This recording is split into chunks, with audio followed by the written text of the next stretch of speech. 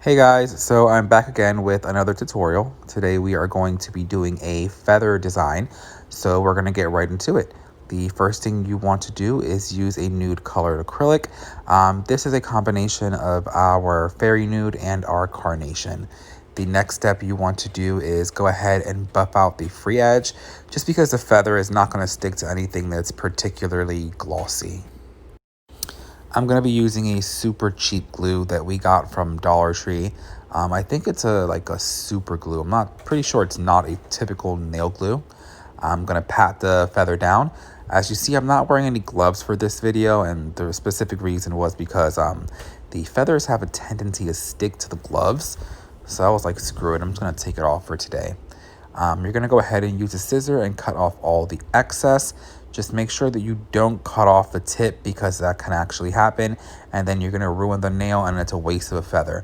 And when you buy these feathers, you're going to notice some of the feathers are going to be good for nails, and some of them are just going to be like really fluffy and not really workable. So you don't want to go ahead and start messing up your actual feathers ahead of time. The very next step is to take our clear acrylic and start to encapsulate the nail.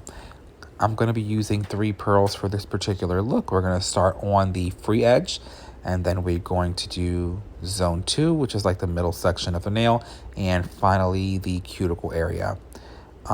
Just so you guys know, clear acrylic is usually a little bit runny, so try to remove the excess liquid.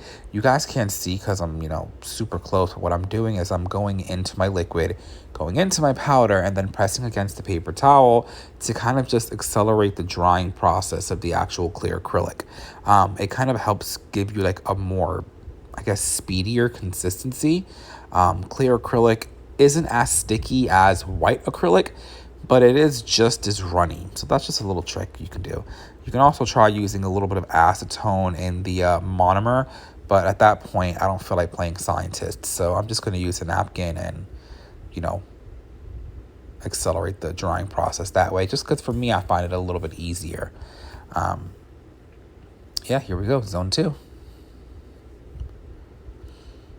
Make sure that you guys are not leaving any feather hairs kind of poking out, because what will happen is when you go to file the actual nail, you're going to end up filing off the feathers, and it's just going to look really funky.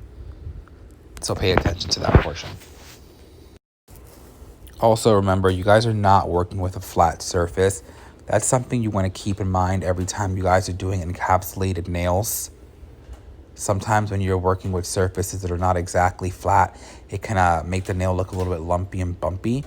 So you want to keep in mind to keep your brush not super wet, but just enough to where you're getting a good consistency of product, but not super dry to the point where it's not going over all the nooks and crannies of the uneven surface of the actual nail plate. And finally, here we go. We're going to be using our Efile, also known as the nail drill, to finish shaping this bad boy up. Of course, here I come being extra. I not only need to use the nail drill, I need to use a hand file just because I'm super picky about my shaping. And then I'm going to finish it off with a buffer because I'm just that extra.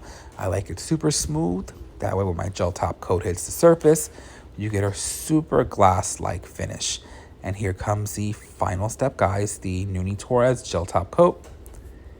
And we're going to apply that. And now you guys can see the difference. I hope you guys enjoyed this tutorial. Thank you guys so much for watching. And do not forget to subscribe to my YouTube channel. See you there, guys.